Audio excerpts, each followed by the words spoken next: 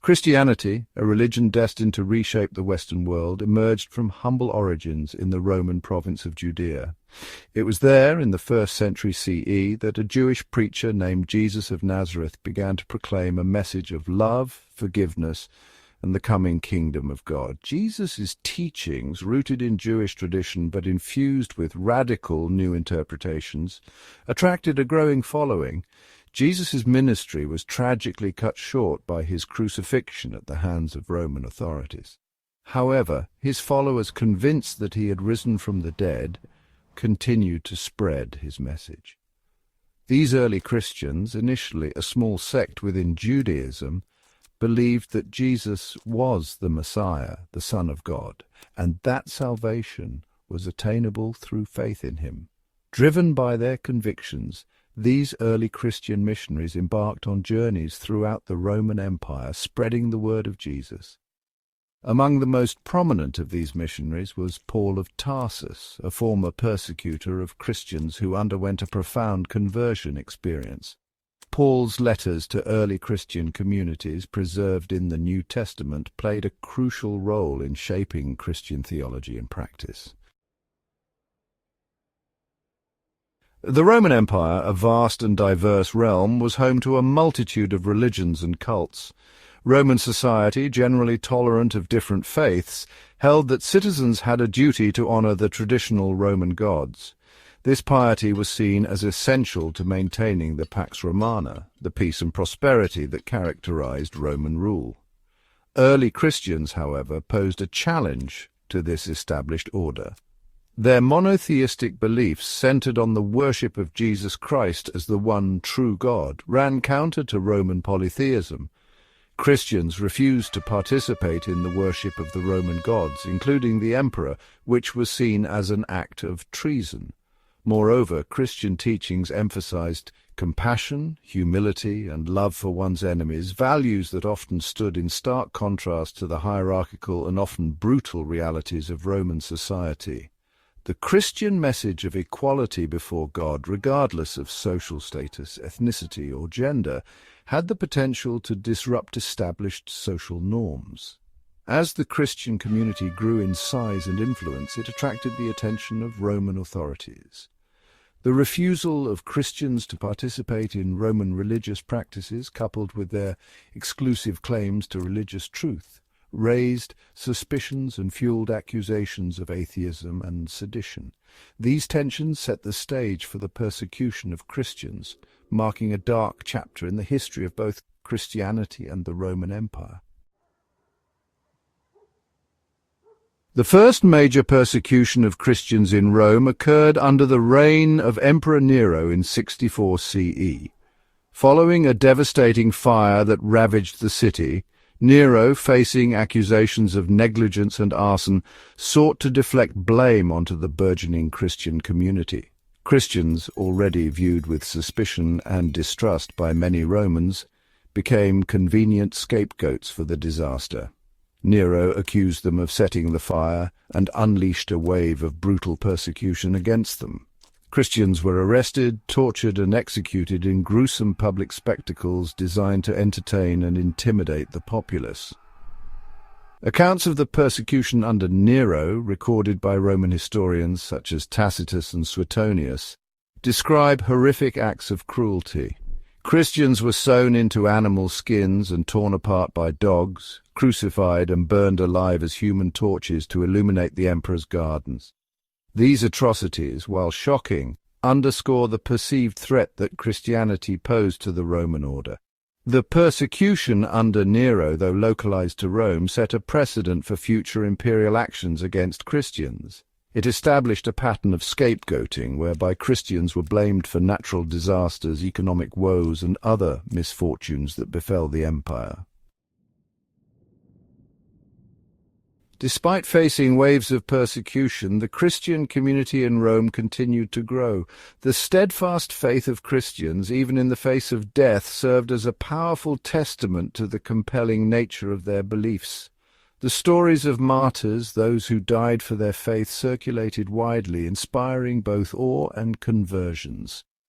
One such martyr was Ignatius of Antioch, a bishop who was arrested and condemned to death in Rome during the reign of Emperor Trajan. Ignatius's journey to Rome, chronicled in his letters to various Christian communities, became a testament to his unwavering faith and acceptance of martyrdom.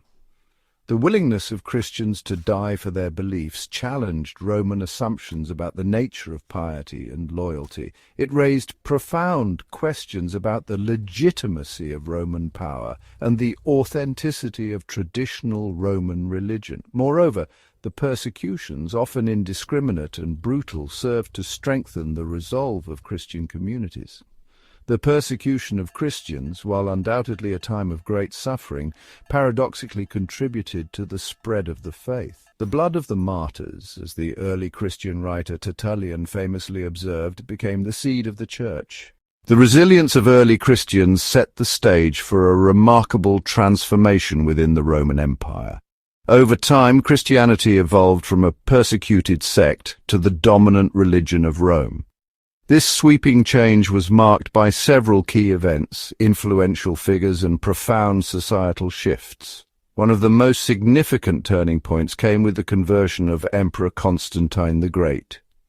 In 312 AD, before the Battle of the Milvian Bridge, Constantine reportedly had a vision of the Christian cross and the words, "In this sign you will conquer."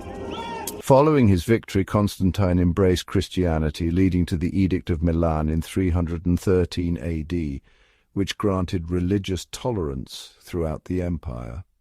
Constantine's conversion and patronage of Christianity had a ripple effect.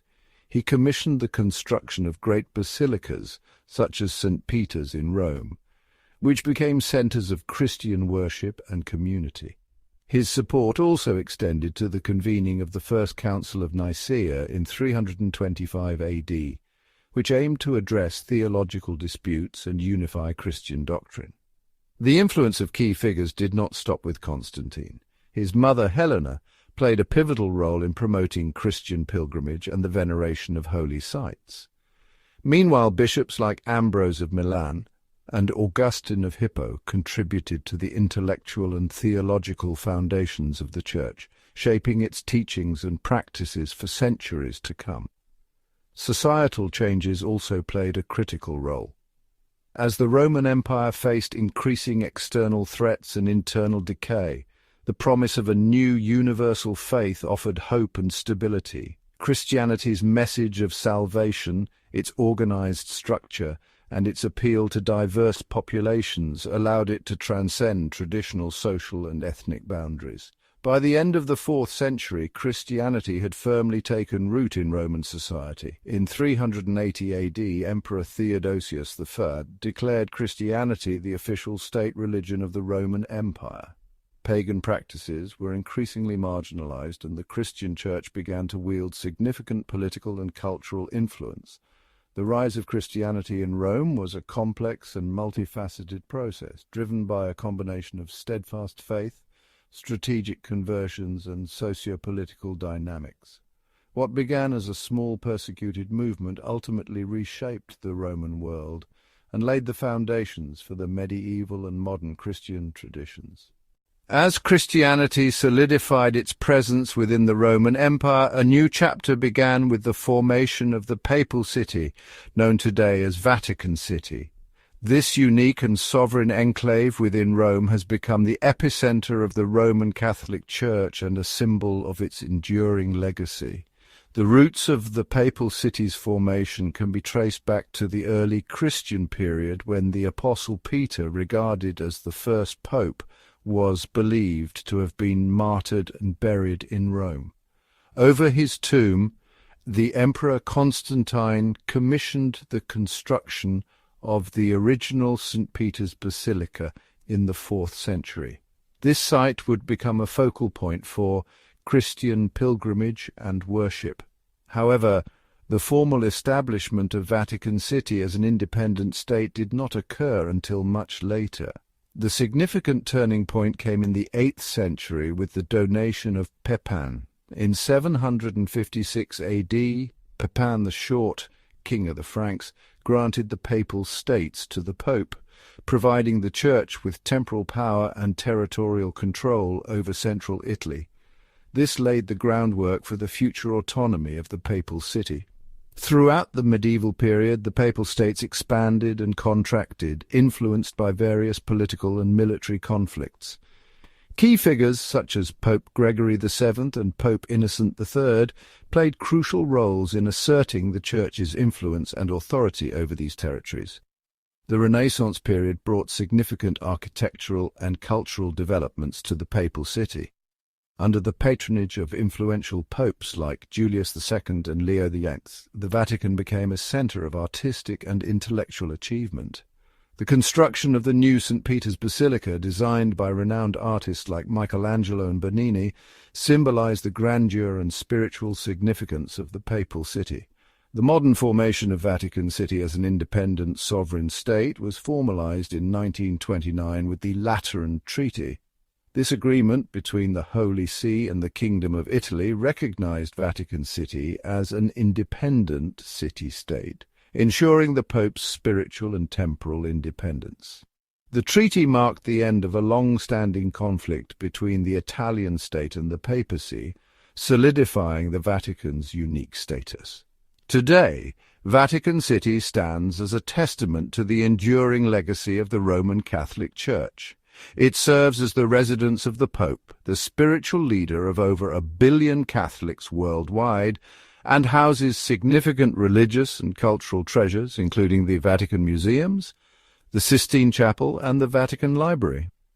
The formation of the Papal City is a story of faith, diplomacy, and resilience. It reflects the complex interplay between religion and politics and the enduring quest for a spiritual center that continues to inspire and guide millions around the world.